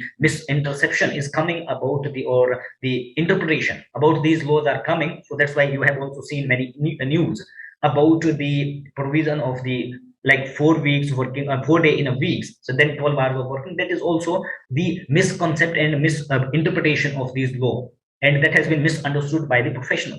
So that is still, it may be possible 1 and 2 law can be implemented from the June or July, or otherwise from September. So all four, it may not be possible that by the this year or by till the end of this year it will be all possible. But 1 and 2 definitely they can be implemented. But it is sure it cannot be repealed, it will be implemented anyhow. But it will be delay also, but it will be implemented. But there may be some reforms also, it will be more flat, or it may be more the impactful for the organization and more strict for the organization that is going inside with the committee of the that the constitution, that the legislative committee related to the law, where the employment or the cabinet of the Indian Parliament and the government that has been finalizing their executive committee as well as the advisory committee, they are working on. And this latest way you have also maybe here that the the government, they are hiring some advisor related to the implementation of these law, or then the other law and their impact. So that's why the government won't does not want specifically to it can have a immersive impact to the employment. However, the many states, they have been their own rule, like in the Haryana state you also hear about that they have their own, that the act related to the local employment. So then after it is the case of the state government is state, then the not state government, the high court that state, then the Supreme Court, they had given provision to review all that within some time, so that it cannot be impact the relation of the employer. So that's why, however, there are the changes are also going in, and definitely that will be implemented, but not all in one go. It may be for one and two law in one time, then another remaining one and two law that will be other time, but definitely it will be implemented. So now, what is exactly we find when we analyze all these four codes? So what is going to be happen? So there you can say at the part of the wages. So there is a wages definition with the existing labor law. It is about 60 number, but in the new code, it is about the one common definition has been given. Welcome, Pankaj. It has been given the one common uniform definition. So that is about the your basic pay, dearness allowances, and the retaining allowances. So it means the law is defining now your component for the your wages. So when it come also your salary for the which are considering an employee. However, when it come to the down that the concept of the this wages, however, as per the existing, that is also available the same condition, but it is all considering of the all four laws or for new codes. Then it come to the when there is also the additional the concept of the basic pay, 50% of your gross wages are that incorporated, and concept has been implemented. It is not implemented, it has been incorporated in the wage code. And then what will be going to happen, it is also impacting the financial employer and employee. When the 50% the wage or the basic wage, where the maximum number of the contributions are deducting, so there it will be impact the cost for. However, for the ESIC it is as of now gross, but for the EPFO it is the basic or the maximum ceiling is 15,000, so it is impacting for them. But for the ESIC it will give some relief to the employer. Then, but further, when we come it to all together, so it is impacting the cost for the employer or increase the cost. So how we will share with you one presentation for that. And then it will also reduce the take home salary of the employee. So it will impacting them their direct that their direct money and whatever they coming into their hands, that is going to be reduced. However, their social security part, that is increasing, but their direct money, immediate money, that is going to be decreased. Then there are also the separate definition for the worker and employee has been provided. However, the existing labor law, there is no that the definition for the employees has been provided. However, the employee as of now, that is the corporate concept where we divided the employee in the blue collar and white collar. But furthermore, maximum law that are applied to the white collar and the blue collar only. So then after there has been a divided the separate condition and the definition for the worker and employee, and accordingly the law will be applicable for both the category. And then the floor wage concept has been introduced and incorporated in the law. Then definition for the contractor and contractor labor, that has been separately defined and provided. Then furthermore, the standing order condition, which earlier it was 100 number of the employee required to be certified standing order, then it has been that changed for the 300 numbers of people. Then there is required the every organization the redressal committee or the grievance redressal committee, every organization for the 20 and more workers.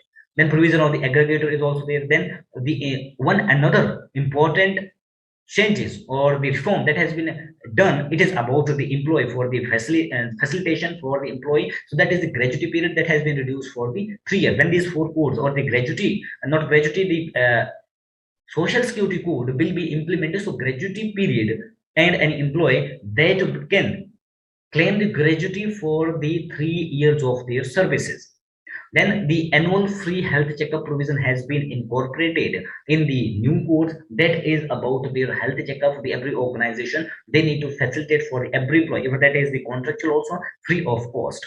Then there is the one additional provision which is about to the leave also. So as of now, there the leave system or the leave kind will be same, like three types of leave: SLCL as well as the EL. But there is the changes happen as of now. many organization or the law, it is not saying that you can carry forward the casual and sick leaves, but the condition in the new law or the new code, it has been provided or incorporated that the casual leave and sick leaves will be also carry forward and accumulated up till 30 numbers, and then after it need to be encashed to the employee if they are not availing that. And secondly, but the a leave with pay as well as the earned leave, that is the same system till the unlimited it can be, but it is kept open for the employer, so you can decide it their limitation. Then the employment of women after the 7 p.m. and this beyond before 7 a.m. it has been accepted, but the organization need to facilitate the safety provision for the female for their commuting their from their home to workplace and workplace to their home. Then there are also, which I have said, that the misconceptual and the misconcept that being done by the profession. So it is about the working hours, and specifically where the 4 working a day in a week. So it is the concept which has been defined that you can work, the employer can engage an employee for 12 hours. There is a 4 hour or overtime with the spell regularly, but there you need to be get the consent of that employee, and secondly you have to be pay the double pay for that. So these are the different provision which has been initiated by the law, and that is going to be changed. However, there are the many big things also. So for that we have to go together deeply for that to understand that when you have to be ready for implementation of the provision of this law. So then now what now you have to do, because the wages is one of the core part of every industrial relation. So that's why how the concept of the 50% of wage concept is going to be changed the industrial their perspective in the financial front and the other provisions. So that's why you need to be assured the restructuring of wages of your salary as per the new condition as per the law. So now I'm sharing with you the one presentation related to the changes of the wages and how you have to restructure your wages and align it with the new regulation when it will be implemented, so that you need to be prepared. The Actually, the wage, the minimum wage which is notified and prescribed by the government, so that has the two component already inside. One is your basic pay, and the one is the another one is the D. So as of now, what is the wage which are increased every 6 months? That is all about the dearness allowances. It is not about the basic wage. However, since 1991, there was no the basic wage increased by the government in any state. And however, 1 or 2 states that has been provided during the election, but furthermore it was not revised, but the DA only changed. So that's why when we consider it, that is the minimum wage changed or increased, so that is about the DA also, which is connected with the inflation. But furthermore, what is going to happen when these 4 new codes will be implemented? So in that case, when there is a scenario related to, as of now, there are the contribution you are deducting for the EPFO, then the compensation and the gratuity, and about the compensation under the factories, and then hours of working and the wages condition. So what is going to be changed? So first of all, it comes to the provident fund. So as of now, there is the ceiling of 15,000 rupees, and based on that there are also the concept related to the basic pay. However, the as per the latest or the existing condition, the minimum wage cannot be bifurcated.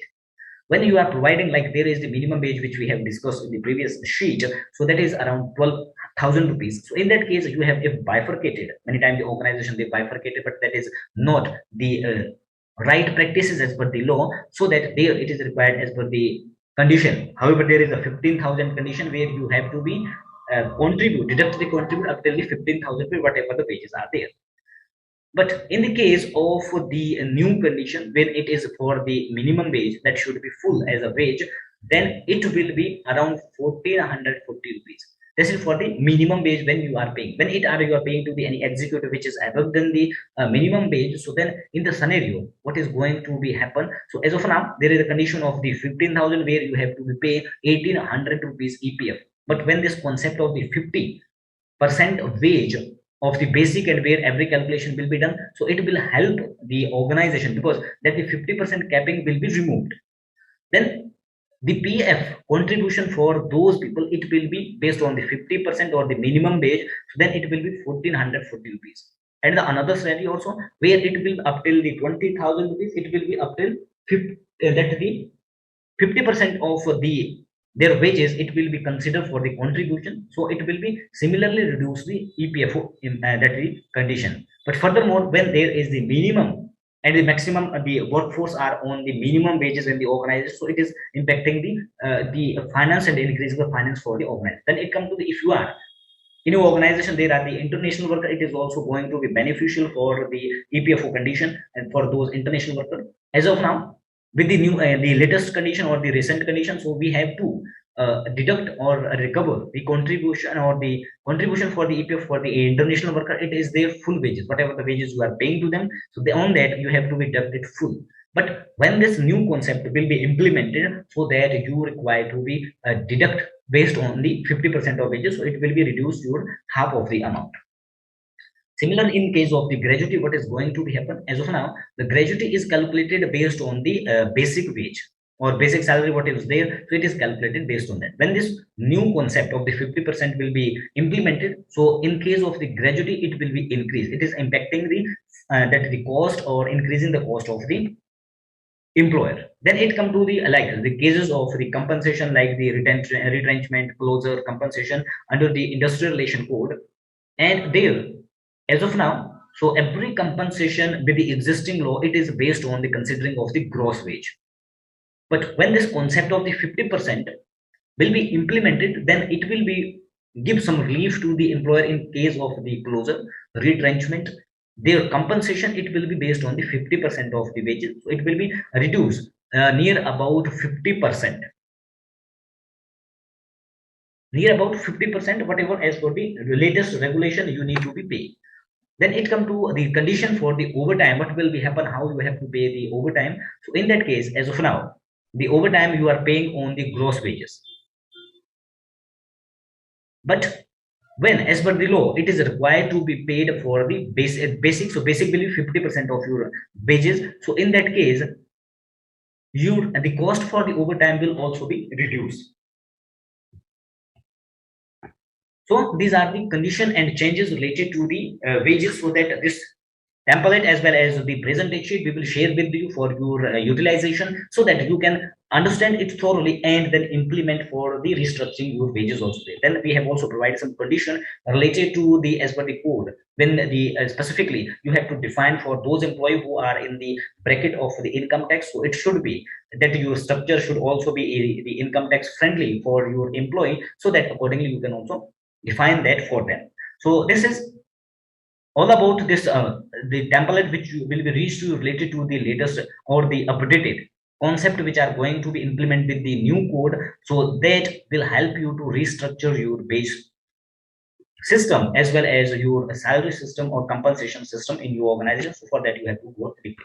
So this was all about in the section 1. So in the section 1 we have covered as of now the existing labor law, then the what is going to be happen in the 4 new codes and what is its consequences and how you have to implement it. Then it come to the section 2nd. In section 2nd we are going to be practically how you will implement the statutory compliance management portfolio to comply the regulation in the future, as well as you can also identify the gap in the existing. So one system we are sharing with you, or here we are sharing with you, and that all the template which we are using, that we will be shared with you for your references and your utilization, so that when you are using this video recording, when we will share it by tomorrow with you, so that you can utilize those template to refer those, then understanding it better, so how you can that comply with the regulation as well as the structuring of your wages in the organization. So there we will be specifically work upon the level of compliance management portfolio, which is based on the 3 pillar, and we have defined it based on the 3 pillar for your easy understanding and implementation, so that we are going to be practically learn and implement it here. However, we have already made the reference of template, so I will share that with you and how you have to implement that, so that concept I will clear for you. Then you can utilize them at your workplace, implement that, so that you can brand yourself as a specialist also, as well as you can define a value for yourself. It will build your credibility in the organization also. Separately, it will give you the career USP also in developing of the 4 essential skill for a compliance specialist, which is the a requirement for a future. It is going to be a big requirement for the future, like the human resource business partner earlier But now the future requirement for the or demand for the HR and the labor law compliance specialist will also be there, because the four new codes are going to impact the organization tremendously when you require to be implement, because your management does not want to lose too much money. So it will be now depend on you how you comply the regulation within your organization. When you complying it with the systematic way and everything is compliant, it will be a build of your credibility, your that the build of management confidence on your, and then it will give you the opportunity for the tremendous growth in your organization. Or also if you are looking for the other opportunity, it will also help you in the.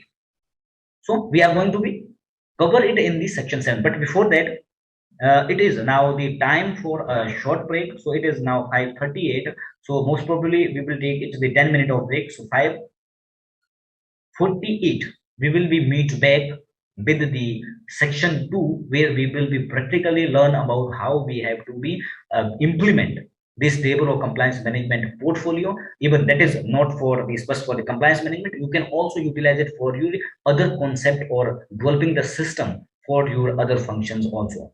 So what the concept we are sharing it here, it will strengthen your future HR career base as the career USP. So now it's the time for break, and it here exactly. So we are going to implement this concept. It is based on the examples of how you can implement it practically. So we will provide the guidance here for you, and furthermore, there is specifically you need to be understand the it's that specifically how it is working. So for that, for your easiness, for understanding and readiness, so that you can easily understand it, and then you can implement it easily. So that we have divided basically in the three pillars. So that is, first of all, you have to understand the structure of the law.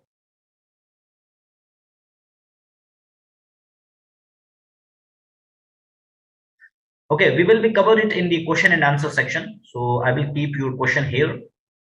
So during the question and answer, we will be elaborate that the part of or your salary concept on wages concept are related to for the ESIC and PF also, or the gratuity also. So that we will be covered again in the question and answer section.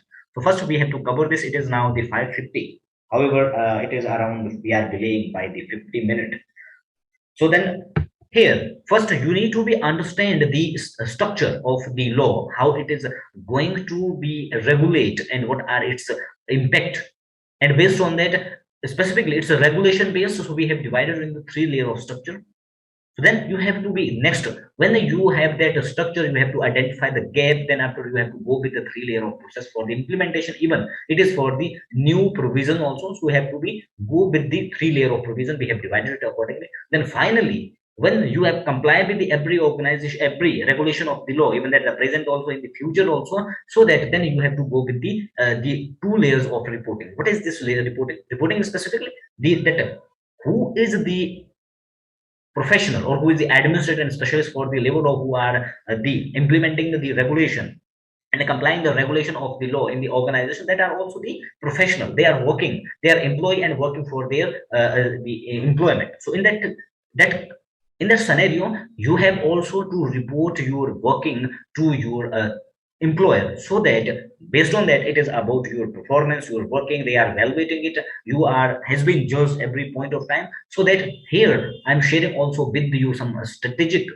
template where you can utilize that with a systematic and very crisp point of time. You can present every that the reporting to your management, even that is the different platforms are available. So that we are going to be discussed. So now when we come to the implementation, so first we have to understand the structure of the compliance, how it is happening, of the structure of the law first.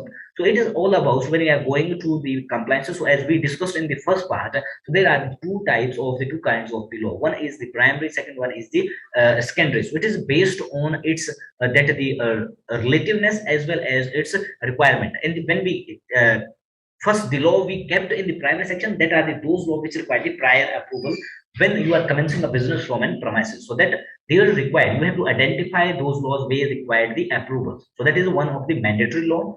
And however, that are the primary law with that the instruction provided that what are the other law will be applicable for or applicable or which required to be abide by the organization. Then based on that, when you obtain the approval and it has been instructed that the other secondary law which are applicable for your organization, accordingly you have to facilitate those law in your organization. Then you have to maintain the record for that. When you are maintaining the record, you are implementing that, you are maintaining the record, it means you are implementing those provisions. Then you have to be submit the authorities that the status of your compliance in the form of different returns.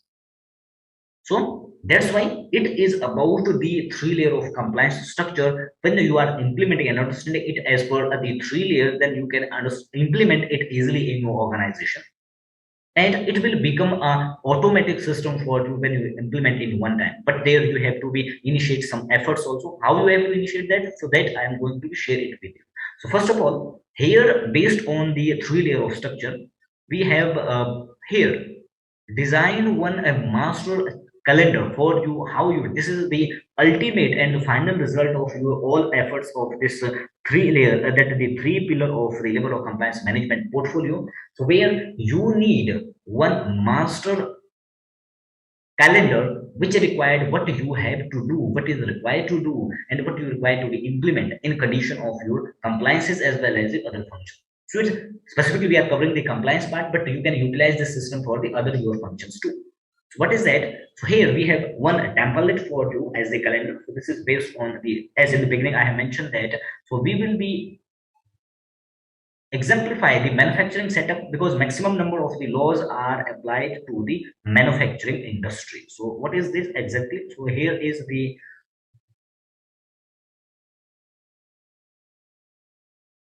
we have prepared the template which we will share with you so that you can also utilize them in the future also. So what is that? It is based on the three layer of structure.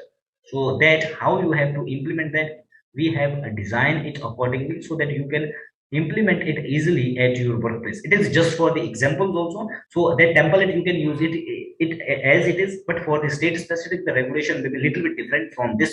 So we have covered up with the specific states also, so that you can utilize and amend it according to that your state specific. So it is here that first of all, there we have this. This is the master template. So it is the one of the template which we have prepared. So it how you, it will make you that there are the four specific success skill required for the level of compliance specialist or who are into the such domain. So that is the vigilant and foresighted. The vigilant, this will make you the vigilant. What you have to do this. So this is the one and the 3A page. So you can print out it on the 3A page and then you can display at your desk. So there we have divided it into three categories or the three layer of structure. One is the approval. Then there are the second one is the records, and third one is your returns. So accordingly, whatever if you are if you are dealing with the multi locations, so then you have to incorporate in that. So what all are the, if for example it is the factory premises, so that what all are the approvals you required, even that is the pollution consent, that is building plan, that is fire, EPF, ESIC, then you release registration on the contract level, so that you have to be add up in that. Accordingly, what is the status for you? All the locations, then what is the due date, so you can also mention it is, then what is your actionable for further that which you require to be act for becoming and complying that with the regulation, so that you have to be adapted. So this is all about your the first approvals. Then it come to the second, that are related to your record. When you have obtained all these approval, there are the instruction provided so that these are the law are applicable, you have to implement it. So accordingly we have also covered it here. So whatever the regulation as of now with the existing law, so what is their frequency, and then who will be the responsible person, and what is the their regulation for the month basis, how and where you have to update that. So that we have define it in this system. And then after, whatever the displays you require, so as we discussed as of now with the existing level, it are near about the 20 number of the display you required. So there we have covered up maximum for the factories perspective, so that the 12 and 30 number of the display you require to be have the covers, what is their frequency and when you require to, and when it is required to be update, so that we have added it here. Then it come to the third one, the return you have to be submit. So this is the like calendar which we are you are using. So there is the specific the date mentioned 2009. It does not mean that it is old. It can be utilized in any time, but you have to change this date only. So it is for the updation. So it is the we are using it in some our client also. So it is based on that. So it is a practically implemented that the concept, so that it is working for those organizations, so that you can implement it at your workplace also. Similarly, when there is some the status you have to share with the authority. So when it is required, what it is, and what are the due dates, and who is the person concerned, and what are the months. So accordingly you have to put it. This is the one 3A pager. You can print it on your page, or your that the A3 page, then you can display it at your desk, so that it will make you more vigilant what you have to do, and what are the next step you require to do. Because the person who is in the level of compliance administrative, or otherwise if you are in the payroll also, if you are, because there specifically the time bounding that system is available. So there are the time foundation is available, so that you can utilize it further your downtime also. So you, this is the concept from the top where you're designing the concept, so you can also implement this concept in the every working area of your functions. So this template will be reached to you as it is, so that you can refer it, you can implement it in your organization. And then another one, so that the next is now when we talk about the 3 layers. So this is the master. It is finally when you complete all that process. But in the back end, we have to do a lot of working for that. But here we are sharing with you some ideas how you can go forward with those ideas. And then it comes to now the second pillar of the level of compliance management portfolio, how you have to implement it. Then it comes with, we have divided it in the 3 layer also. So what you have to do now, it is the every organization they need to, you need to be required to comply with the. So as of now, with the future, so that it is not finalized, the notification does not come for the that the new level code. So that's why we cannot add it here. So for example, we have added the present whatever as per the existing level, also that we have covered up here how you have to comply with. So for complying every regulation in your organization, so even that is based on your wages also, whatever is related to the payroll, that was related to the strategies, then you have to define it based on the regulation of the employment laws, as well as it is about the dealing with the people by directly the who are into the operation manager. So that are the some regulation required, like safety, it is also the part of those people. So how you have to guide them, how you make them aware. So accordingly you have to be implement the process now. So we have divided into 3 layers. One is the internal compliances. Internal compliances mean it you can do it by yourself, even though you have the manager or you have the senior level in the senior position. You can identify, or you can appoint, or you can specifically identify one person from your team who can do it by. So accordingly, you have to guide them. And separately, there should be ideally the condition is that you can that constitute a compliance committee and some top level of the organization people or the department head you can add 2 and 3, so that you can you utilize those people as a third party viewpoint, so that in the multi opinion you can get related to the implementation. But here we have designed the concept how you have to go for the first identifying the gap for your organization. So in the first layer it is the internal compliance, then second is the essential compliance.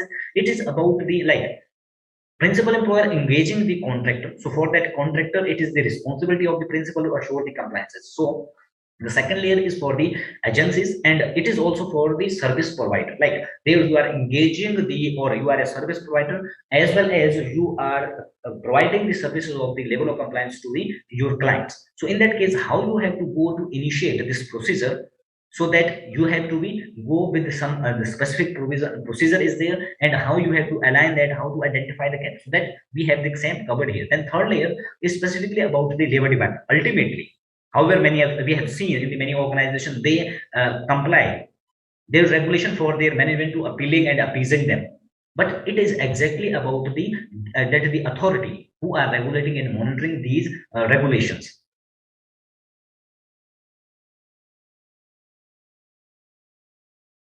Then it is, so here we have one a specific tool which we have arranged from the one government tool system, so that where it is all, because in every state the internal system of the regulation of the authority that are same, so that we have arranged it from the one state, we can utilize it for your state also. Based on that, we have also designed the whole that the checklist for you where you can utilize that for your state. But there you have to section number and then form number that can be different in the different state. You have to be assured that by your end. And then what is you have to do, what we have done it here, you have to now uh, identify the gap in your organization. So this is for example, but here it is we have covered as of the existing labor law, so all that you can also utilize that in your organization, and accordingly you can also change it in the future also. But how you have to change that, how you can be regularize that, so there we have the guiding services also. So I will share that at the end with you. So here what you have to do, so we have prepared one broad checklist. It is based on the existing regulation, even though in the perspective of the factories also. So whatever, what are the regulations required to be compliant for the factories, that we have covered over here. So then what are in the section, what is required and what is their reference, what you have to do, then their status, what should be ideally, and then who is the concerned department, then the person whom you have to align, that you can identify, then the periodicity as well as the frequency you can add up there. Then further, what is your gap and your identified gap there for these, and your action what required, then future action what you are making for that you can add up there. Then finally, who are the other function that is that responsible for assuring the provision of the compliances. You can also have a consensus with that and get the initial for from them, that you have that make them assure that everything you need to be done in the time. So there should be the frequency also, the time foundation you can also put up it there. So here we have covered around the 27 number of the law which is applicable to the factory. So every regulation with the section we have provided it here. So how you can utilize this, you have to take a printout of this master checklist. Then you have to identify the what is applicable in your organization as well as what is complying with it. So based on this master checklist, you can identify the actual gap with the present that they applied or complying regulation for the your compliance system in your organization. So whatever the law are there, what you require to do, every their section and their rule we have been that they incorporated it here, and then it will be you can utilize it for the identifying the gap at your end. So it is for the both. It is for as initially for the your initial compliance as well as the authority base. So this template will be reached to as it is, so that you can utilize it for as a reference for the future as well as the referring to the implementation at your workplace.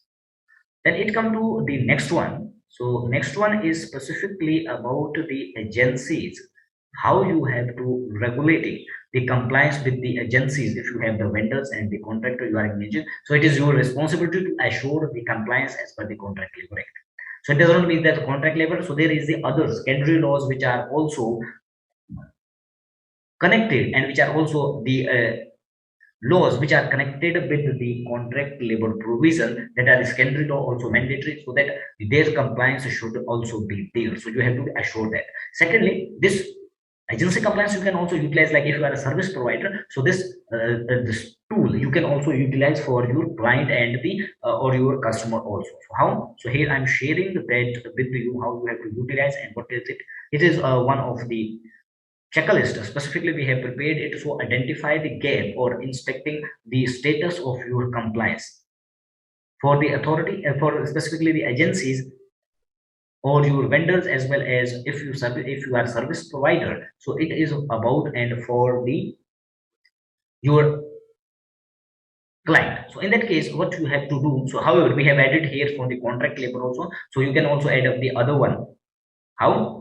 Other one means that specifically you have been identified it from the master template. So then you can also utilize it for the next level of auditing also. So what is required for there, what is due and what is the status, you have to identify it. Then what are your finding based on that, and then what is your next action. So there we have covered as per the perspective of the contract labor act, but you can add up here the according to the first template which we have shared with you for your clients also. So this template will be reached to you as it is, so that you can utilize it as a reference for implementation at your workplace. So whatever there is the deduction required, whatever the deduction are there, so that we have incorporated all that for your references. This template will be reached to you. And here I'm sharing with you. So this is the template. So template is about the dashboard where we are providing 70 to 80 number of the law, and those law are the regulation with the form number which required, and then the description then the relevant clause and the submission and maintenance, then the submitting authority whom and how, so that we have covered up. It is for your references. If however you may be well aware about where you have to submit it, but for understanding of those people who does not have aware about that where you required to be submitted, if the new person you are engaging in the compliances, so where it is required to be submitted and what is the provision for that, we have added all that, so that it can be easy for your team as well as for you to how it is implemented. You are going to be implement that what are the regulation and you have to refer somewhere, so that we have added it for your references and learn. So we will be implement it, or you can implement at your workplace, and that we will be shared. It was all about the section number 2. In the section number 2, where we have covered the how you are going to implement the provision of the becoming ready for the future related to the law regulation.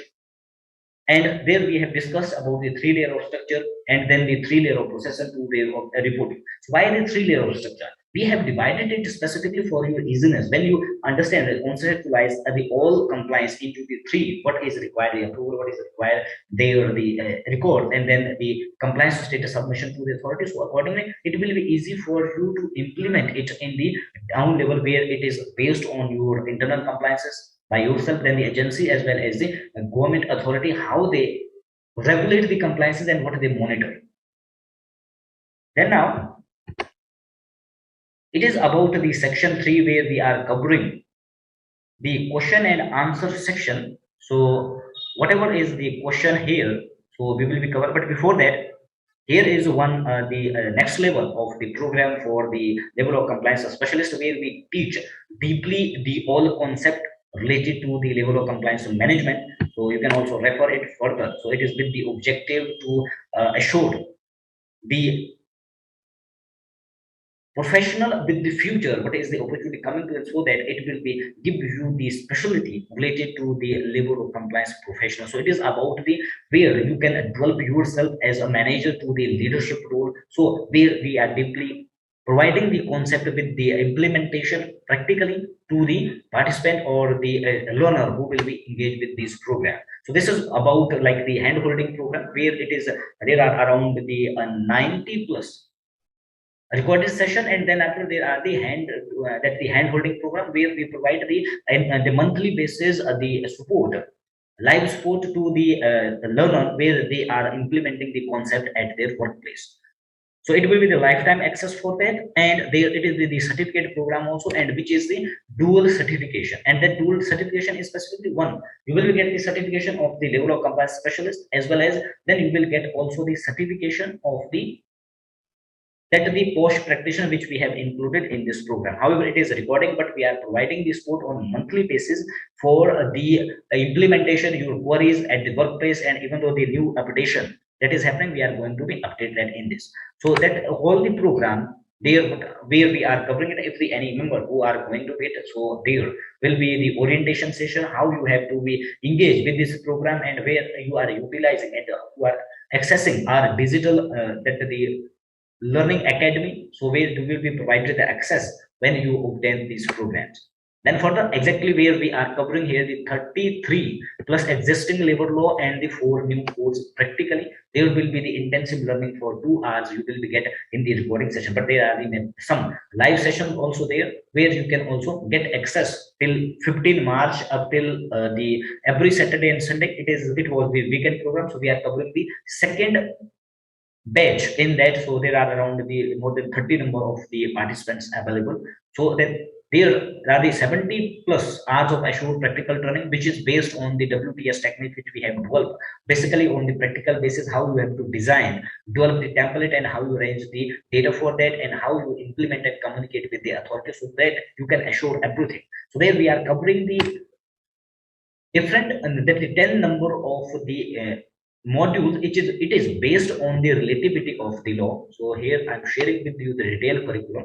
So when we talk about the module 1, where we are covering all those law which is that the related to the working hour, condition of employment and services, all those law, even that are for the factories also, shop and commercial, that are the contract labor, interstate migrant working, holidays and the national festival, then the plantation law, mines, dog workers, we are covering all those in the module 1. Then module 2 is related to the wages, so that thoroughly how you have to be implemented even though the future wages also or the recent wages structuring, so that everything we are covering in the practically. Then the industry relation, and then the equality and empowerment of the women in the separate module it is available. And there, and then the in the social security, the existing labor law, so that we have covered it. Then the prohibitive law we have covered there, and separately prohibitive law there, that is covered in the two phases.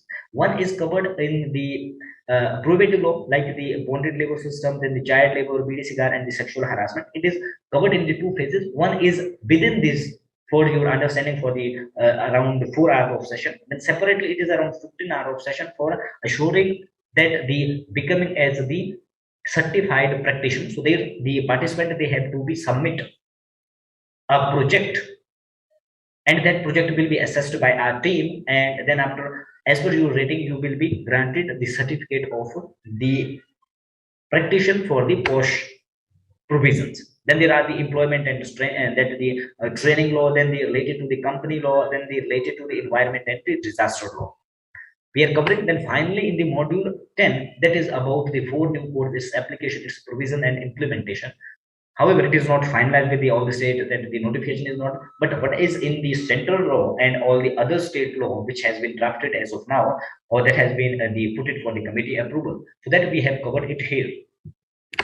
Then it come to that if any member he want to go for the next level with learning with the our experts, so that however, there the maximum prices on our platform it is about the 49599. But those people who are coming, there are the two types of the three types of the engagement we done here. So one is the direct from the Sunday masterclass, second is the direct, and third one is the from our, like we are also available on the Quora also. We are also coming to the Udemy also. So there the people will get the cost of this. But for those people who go with this live masterclass where you are already become the member of SPR learning community, so there we have the special prices for that, because we are on the mission where we provide the professional skill on the reasonable prices. So this program is for those people only for the 2,999, where you will be get the dual certification of the labor compliance specialist as well as the post practitioner. So then it will be, it is not the here the single only. So then after we are the additionally two additional courses provided, so that are the recorded one which are available at the our digital academy. So there is the website mastery program where you can develop and design your own website. It is the future resume and your portfolio. Then the separately the master the advanced section where the maximum the 95 number of 95% of the industry using the Excel for their day-to-day work, where we are providing the advanced level of the Excel learning and programming. So this will be free of cost. With this it is about the 28,000 rupees cost. So how the people they will be pay for it, so it is around through the our two platform we are providing, Paytm or Google also, but we refer to our the digital partner which is through the PayU, so that the link will be shared with the member who want to go with them, they can go. So then after they will be go with this. So similarly here the link I'm sharing with you also in the chat box, you can also check out that. And then here I am going to be cover the questions, whatever the question. And also one question was asked by the,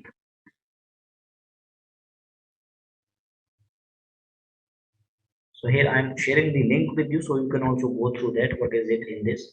So there was the question.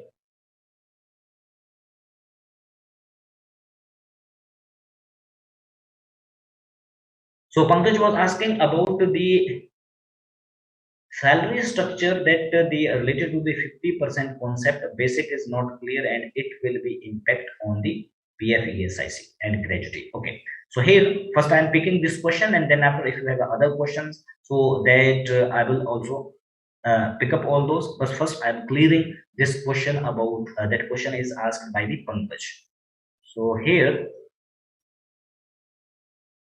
when we talk about the new wage concept, what is going into the future, and when the four new codes will be implemented. So this is here I will share. This is the minimum wage. So as of now, what is in the minimum wage? So minimum wage has the two component. One is the your basic wage for the position, which is specifically as per the defining of the criticality of the job. And then there is the dearness allowances. This is the minimum wage which prescribed by the every state within every 6 months. So that is based on the inflation, how the inflation rate is going to be increased. This is with the existing. And then further, when the concept of the your 50% wage concept will be implemented, so what is the its impact?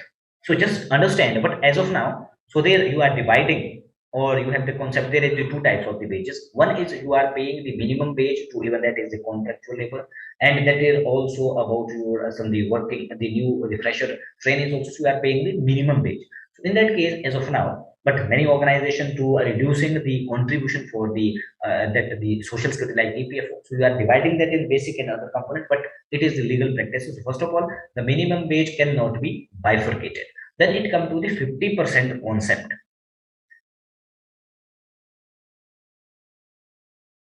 In ESIC case, so ESIC case, it is about the gross salary, that is a 21,000 rupees. So it is about the gross. So when it is coming for the, we are talking about the minimum wage of ESIC also, but ESIC as of now, it is the 21,000, but it is applicable for the overtime also. So you have to pay the that ESIC contribution, you have to deduct and remittance for the overtime also, if you are paying the overtime to the employee or engaging them on that, on the minimum wage. And then second, it comes to the new concept. New concept is the 50%. However, in the case of the PF and ESIC, there is the ceiling. In the PF, there is a 15,000 rupees ceiling, means the employee whose salary is less than 50,000 rupees, so the contribution will be deducted for whole the wages or the gross wages you are paying to them. And second, it is if it is above to the 15,000, so you can pay the EPF contribution on the 15,000 select. So it is not mandatory that you have to pay it for the basic. If the basic is 20,000, so you can pay it consolidated and common for the 15,000. So the responsibility and the obligation for the employer is for the 15,000 ceiling. So this is as per the existing concept. When the new law or the wage for 2019 will be implemented, so what will happen in this case? So there is the concept of the 50% wages, means when your the salary you are going to restructure the wage, so whatever the gross salary will, however the corporate have the concept of the CTC, where there are the three type of component available. One is your base salary, second one is your allowances, third one is your retirement, even though the benefits also. Then, but as per the law is not considering your CTC. Law is considering your the monthly gross salary which you are paying, which is known as the basic salary. And second are the your retaining components. Base salary for the position as per the criticality, that is included with the dearness allowances, because that is the minimum requirement you have to be paid to them. And secondly, there is the retaining allowances. So that is about the position you are retaining, that employee you are retaining.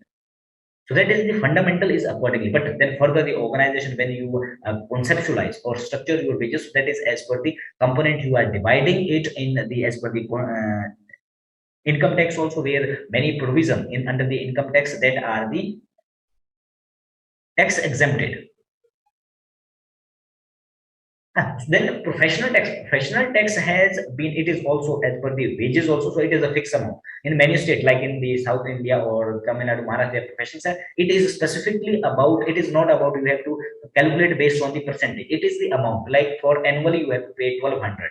For annually you have to pay around 600. So it is the whole amount. It will be similarly, it will not be any changes. But TDS and the your income tax, that will also the same concept, but there will not be any changes for the concept of the wage, because it will be on your income, whatever the income you are getting, that in the component of basic, that is the other, so it will be all about. But here is specifically about the law condition where the contribution you are paying.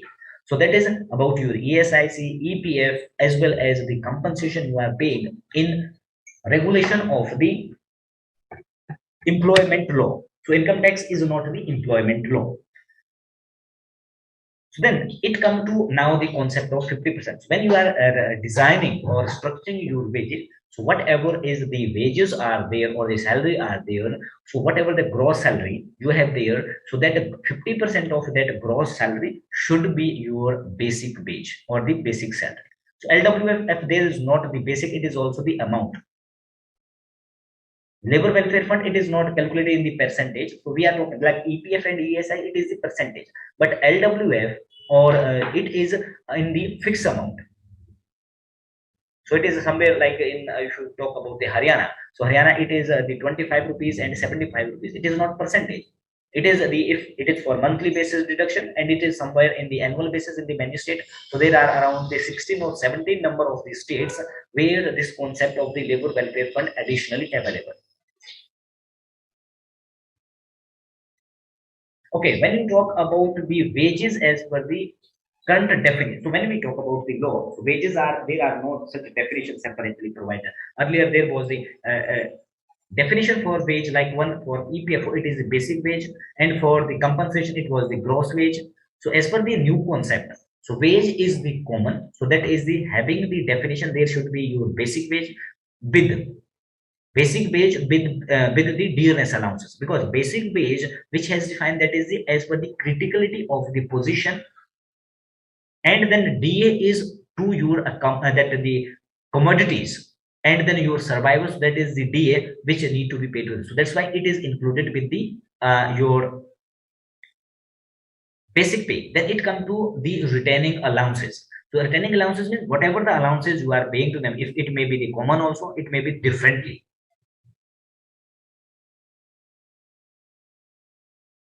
However, bonus is not the part of wage. It is your concept of the corporate you are adding that in the CTC. Law does not defining your CTC. Law is defining your wage, that is up till your gross, that the monthly wages. However, the in the as per the bonus act. So bonus act is, as of now, there is a ceiling of the 10,000 rupees, that the maximum 10,000 rupees where you have to pay, and the calculation is based on the 7,500 rupees, and it is a total around, if for the exact ratio you are paying it, so it is about the 16,800 rupees you are paying as of now for the employee who are not in the capping of 10,000 rupees base. But furthermore, when the concept of this the new law will be come up, so that it is on based on the basic wages also, so that is the 50% you have to pay that 8.33. However, the calculation, so that the ceiling is 10,000 as of now. So the ceiling for the bonus is not changed. However, bonus is not the part of wages. Bonus is separately. So that's why in the beginning, why I have clarified that. So bonus is specifically that the employer have to share their profit. That is not a wage. That is the sharing of the profit. So that's why in the beginning first section when we started, so that's why where we have divided the relativity of the law, which is regulating, defining the condition for the employment, like the working hour condition, then wages. When we talk about the wages, so bonus is not the regular part, it is the bonus of the profit. If it is a salary part, so why it is not paid on the monthly basis? So it should be paid on monthly basis. So why it is the annual basis? Why it is as per the financial basis? It is defining that the businesses are established for generating some profit, and that profit ultimately will be generated by those employees who are working to them. That's why the government has been, or by the, it is not government, it is by the law, it has been that specifically restricted the employer that their profit they need to be shared with them. With whom? With the employee who are the ultimate generator of that profit. So that's why, and how the one-time bonus, variable pay, retention pay will be treated, impacted as per new law. So when we talk about the bonus, however, bonus will be the same concept. It will not be any changes happen. And then the variable pay. So variable pay, that is, you can also calculate that, but we are talking about the provision. So variable pay will also be there, but variable pay you are paying as the part of addition. It is a variable pay is about you are paying it a quarterly basis, you are paying it as per the the annual basis also, but you have to be add up it with the retention allowances. So it will be in your gross salary now. But the law is the new concept of the new wage code. It is not saying that you have to fix up it there, but it is fixing up specifically the base salary and then the retaining allowances which you are paying to them. So retention pay you have to add up in the that your gross salary now, which you are separately paying to the where the statutory does not be impacted and apply to them. So that's why. However, it is for the retaining of your employee also. So it is based on the corporate concept. It is not the concept of the law. The law have the straight. Whatever the gross you are paying, that is the wages to them. That is the wages for the law. Accordingly, it should be 50% of the basic wage or the basic pay for the employee.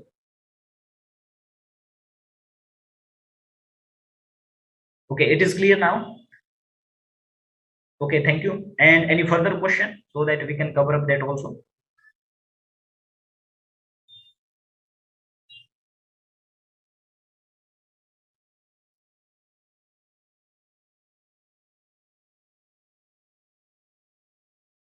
Okay, Pradeep, thank you so much. There are no further questions. So thank you so much for joining this session. And however, this is the participation and that the certificate program. So your certificate will be released on Wednesday. But before that, we have one condition how the certificate will be released. You have to share your name, what name you want to mark on the certificate. So that name you can share with us through email also as well as the community. So it should be reached to us by Tuesday the evening, so that in the Wednesday we can the generate certificate for all the participants for the session, and then all the document which has been shared with you, so that will be get to you within today only. So it will be sent by backend team, and another the video recording of this session, it will be available by tomorrow evening. So it will be separately mailed to you and be through the WhatsApp also it will be shared with you. So thank you so much for joining this master session today, and also please share your learning from the program and feedback about this program. It will be give up some help to that improve this program further, as well as how we have also improved further if there you find something, and how this program can be further have the upgradation, so that such opinion you have to be shared for us as a testimonial as well as the improvement in the our live session. So thank you so much for joining this live session today. And here now binding the session